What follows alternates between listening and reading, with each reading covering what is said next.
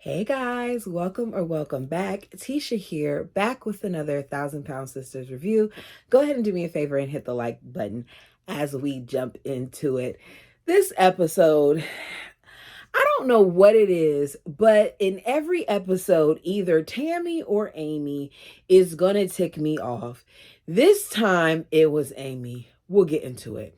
So it's time to get on the plane, and Amy is acting like she's never been on a plane before.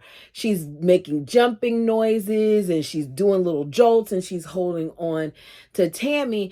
And I'm saying to myself, you're acting like this is your first time getting on a plane. When we saw you get on a plane to go see Dr. Proctor, even though you said you didn't like it, you didn't do all of the things that you're doing just for something as simple as looking out the window and seeing the plane turn.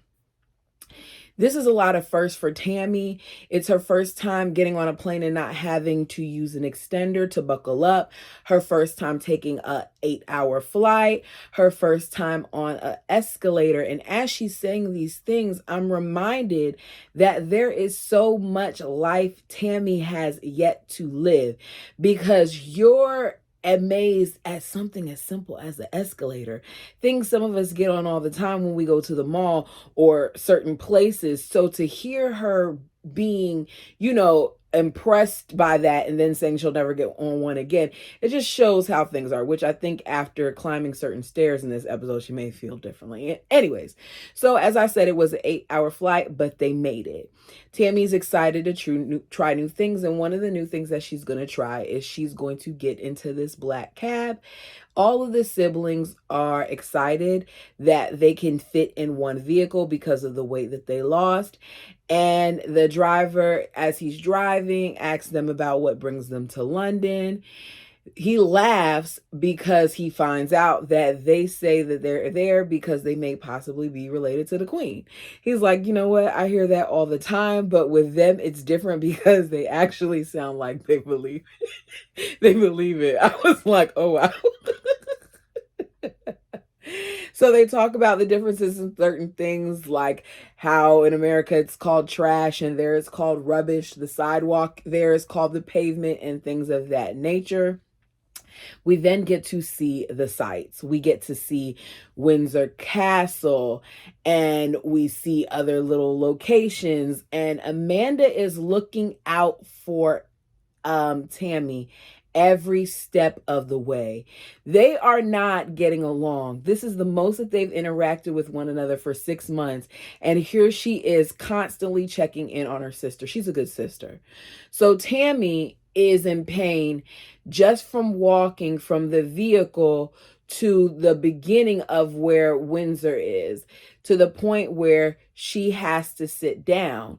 Amy is acting like she doesn't understand why Tammy can't keep walking, but it's obvious why she can't keep walking. This is the most walking that she's done.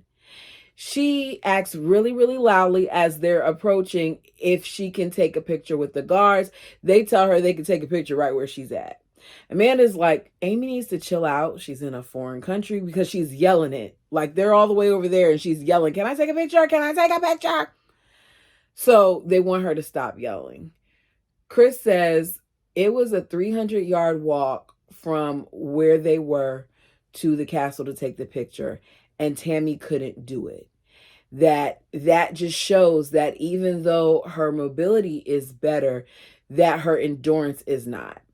So it's a new day. And Tammy and family meet up in the hotel lobby to talk about what they're going to do for the day. Amanda asks if anyone is extremely gassy since they've been there, and Amy takes it a step further by allowing them to know that not only has she been gassy, but she had 2 duties, her word, already, and it's just morning. Everything with Amy is always a step too far. It's always vulgar. And oftentimes what I'm noticing is when the attention isn't on Amy, she has to make it on her. It's like her and Tammy are fighting to see who will get that spotlight. So the family agrees that they're going to get on a tour bus. And then after that, they're going to meet up with a genealogist. So as they're sitting before they're preparing to go on the tour. Amanda's chair collapses in the back. Chris ends up sitting it, but I said, good thing that she wasn't leaning back because she could have easily fallen over and hurt herself. And it seems like that chair is just designed to lay back flat like that. They should put some type of warning up there. I don't know. Tammy says, as long as Amanda keeps her distance from her and Amy isn't crying, then they'll be good. So because of Tammy struggling to walk the little bit that she walked the previous day, Chris has arranged for Tammy to have a mobility scooter because she was struggling. So they take her in the mobility scooter to the double-decker bus. She's nervous about getting onto the steps because it's higher than normal and they want her to walk up top. Now, from what I recall, most double deckers you can sit at the bottom or you can sit up top, but Amy and all of them wanted to go up top. So she's very apprehensive and she's saying she doesn't think she can do it. And Chris is like, just try, I'll be behind you. He's encouraging her to do it. So she ends up doing it. She gets upstairs and you could tell she feels really proud of herself. And she says that this trip is already showing her that she's capable of doing things that she normally thinks that she can't do. So in other words, she needs to give things a try. So they're riding around and we get to see the sights. And you see Amy waving and waving and waving and saying, hey, and waving at people. These people don't know who Amy is, but Amy's just excited to be seen and to be out. Not that it's bad, but calm down just a tad, Amy, because they like the first time, okay, but the entire time it doesn't need to happen. She always has to be seen.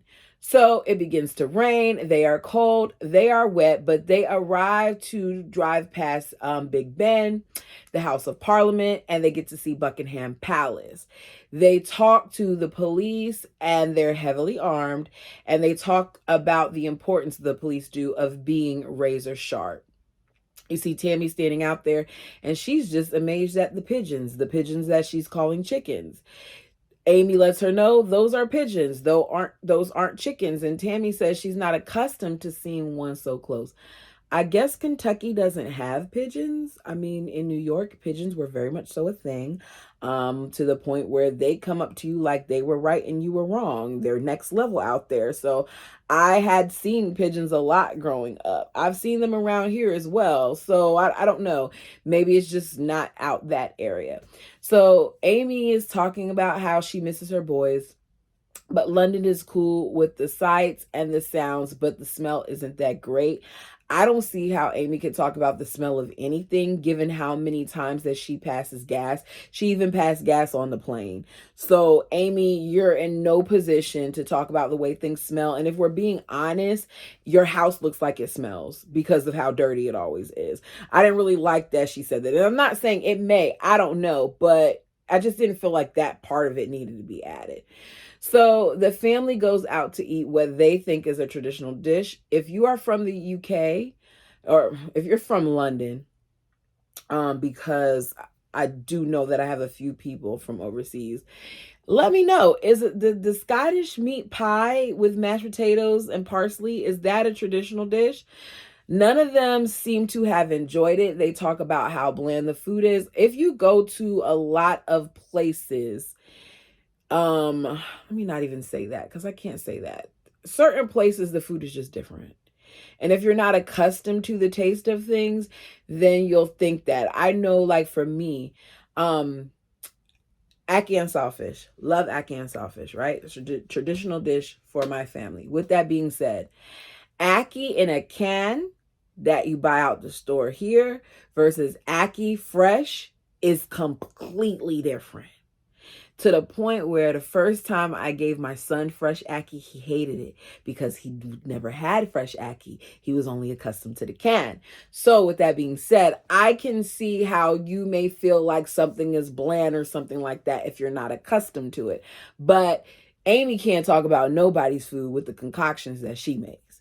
So the genealogist arrives and he says that they had to go back 500 years to find one of their ancestors Your first ancestor was Thomas Clark.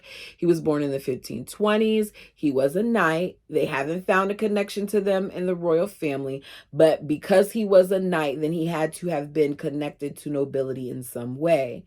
They then found their 9 times great grandfather was a ship's pilot. And Amanda thinking he's talking about like a pilot in the sky. He's like, no, no, no. Planes weren't around them. He was like a navigator. There's certain things that navigators do. Like they have to, follow the stars and know this and know that and get them out of the port. And we find out in the summer of 1620, their 9-time great grandfather brought the Pilgrims to Plymouth Rock. He piloted the Mayflower. They think that this is awesome, which, if it's a piece of history and you're related to it, I could see. I find enjoyment in finding history. So I know myself, if I was learning about my family, I think that would be pretty cool too. I actually want my mother to do an ancestry test, but that's a whole nother story. Anyway, so he says, he was baptized here. There's a local pub that's not too far that he probably, went to and had a drink. So they agree that they're going to go there before they leave. So it's day 2 in London and the family heads on another tour.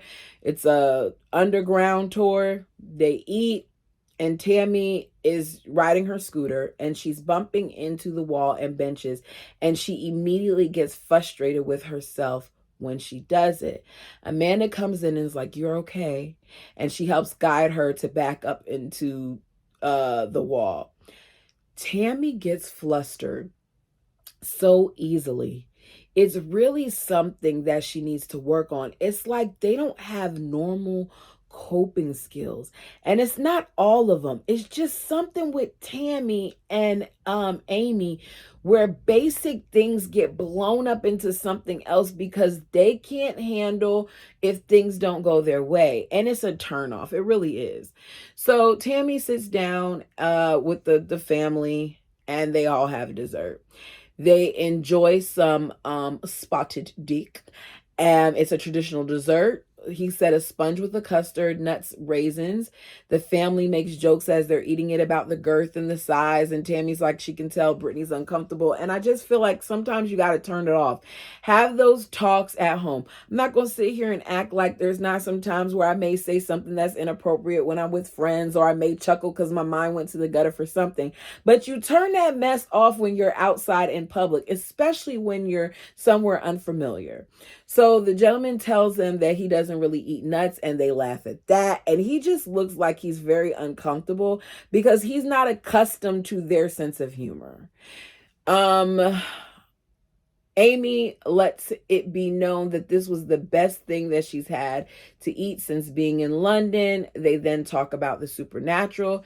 He tells them that they have a cursed painting if they want to look at it. And Chris says, I'm going to excuse myself, him and Brittany, because he wants no part of it. Me personally, I probably would have been the same way. Like, I don't need to see it, but thank you. And the guy wasn't offended by him leaving.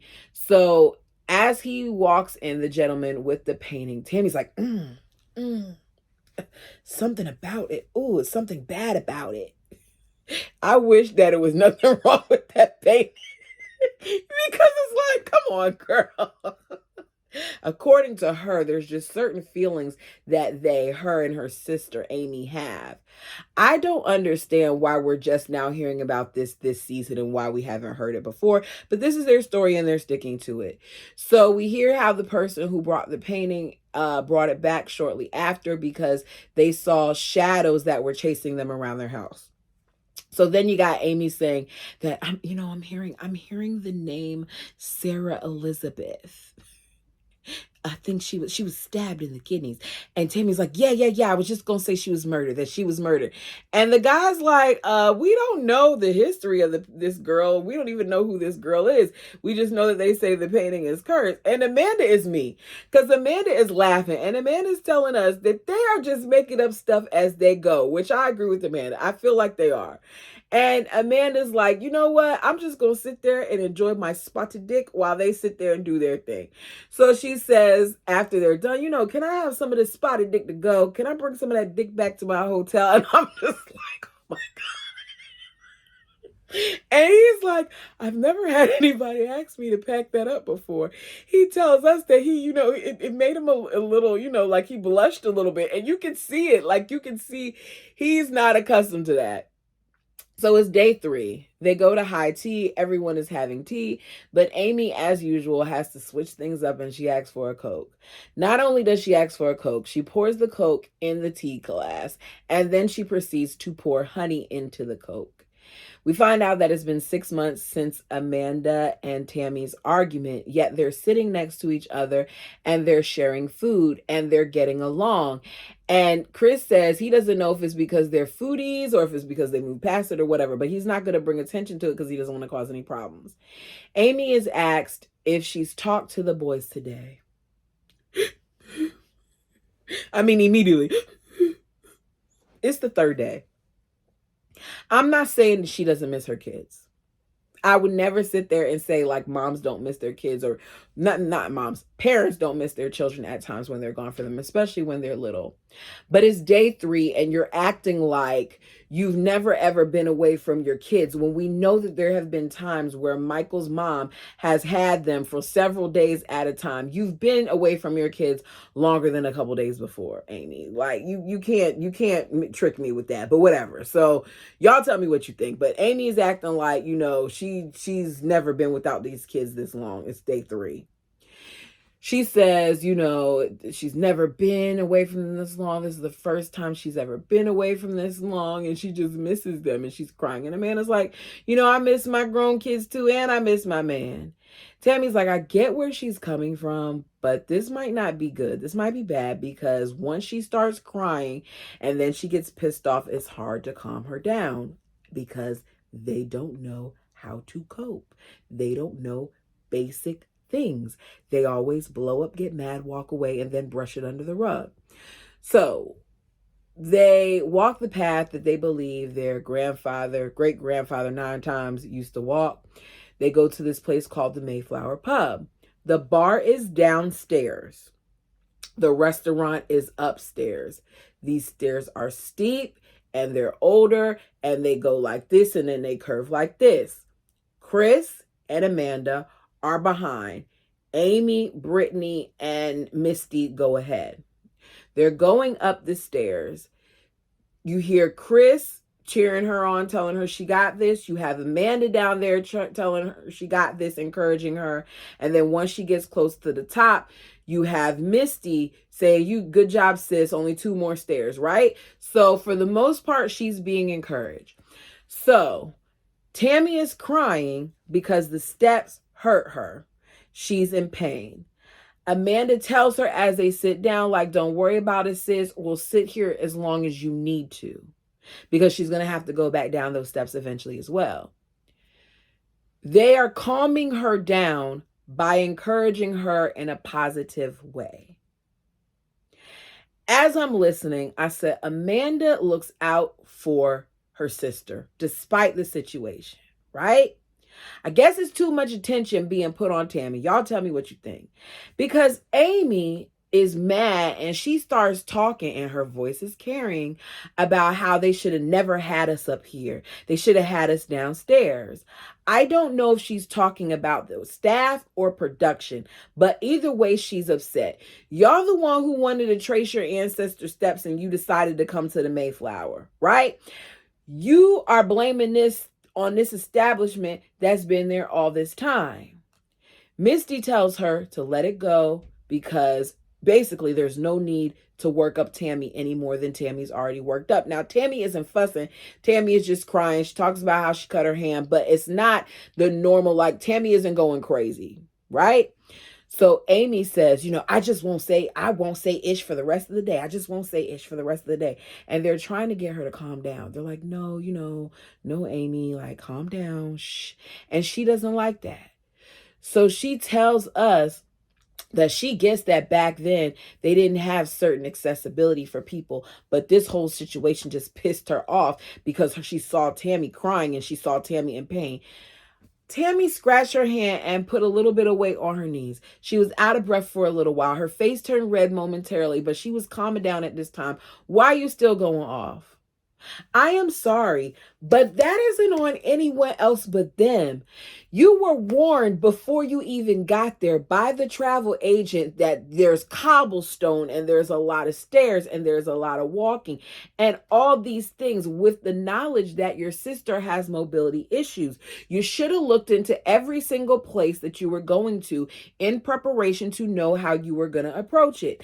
Don't sit here and blame these people at this pub for something that is out of their control. It's not right. And I don't like it. I don't like the fact that she went into that establishment and she acted like that, because it's not their fault that Tammy has mobility issues because of how much she used to weigh. That's not fair. It is not fair. That'd be like me fussing and complaining about a roller coaster when I know when I go on certain roller coasters at my size with the overhead roller coasters and these big old titties that sometimes it smashes down on my breast and it hurts. So guess what I stopped doing? I stopped going on the roller coasters that had the overhead thing. If when I sit down in the chair on the thing, it hurts to close. I'm not doing it. You have to make certain things ahead of time to realize what you're getting yourself into. It's not their fault. That's on you. She said they should have had more sense. And they're trying to calm her down. She's like, we're in a different, we're in a foreign country. I don't care. I don't care that we're in a different country. They should have thought about that. Like, she's just going off. Amanda's very calmly talking to her. And she's like, just chill out. Amy says, I'm about to leave. Y'all keep getting on me. I haven't done anything and y'all are getting on me. This is some BS. And Amanda is still trying to get her to quiet down, as is Misty. And it's embarrassing. And you can tell it's embarrassing because they all got their heads down while people are looking, while the waiter is standing there looking. Nobody has even come to the table yet to even ask them what they want to drink. And all of this is occurring. So Misty's like, you need to stop acting like a baby. She's like, take my mic off. Take my mic off. Take my mic off. I'm going. And she starts crying and saying she's not saying another word, but she's still talking junk as she's going. And everybody's head is slumped over as she's doing all this. And the man is like, somebody has to go. And Missy's like, I'm not going.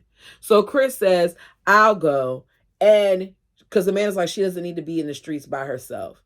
This is the girl that tells us that she can't really see and all those other things. But I'm telling you all, it's not as bad as she tries to make it seem. Because I've already seen her read a label and she doesn't struggle to do other things. I think that Amy often milks certain situations because of what milking it gets her. And I could be wrong, but y'all let me know. So she tells us that she's pissed off because they don't let her talk. That's not true. They're trying to get you to be aware of your tone. Just like how I just got worked up and I was extra loud for no reason. I got hype. I got to be aware of my tone. And all they were trying to get you to do was be aware of your tone. She's like, but they act like my words aren't important. But my words are important too. And I just feel like sometimes they don't want me. I'm not going for that. I'm not going for that again, Amy. Your family has sacrificed too much for you to pull that card. So Chris follows her out and tells her to calm down as she storms off. And that's the way it ends. Y'all let me know what you thought about this episode. I shall be back in a few because now I got to go watch 1,000 Pound Best Friends. Until next time.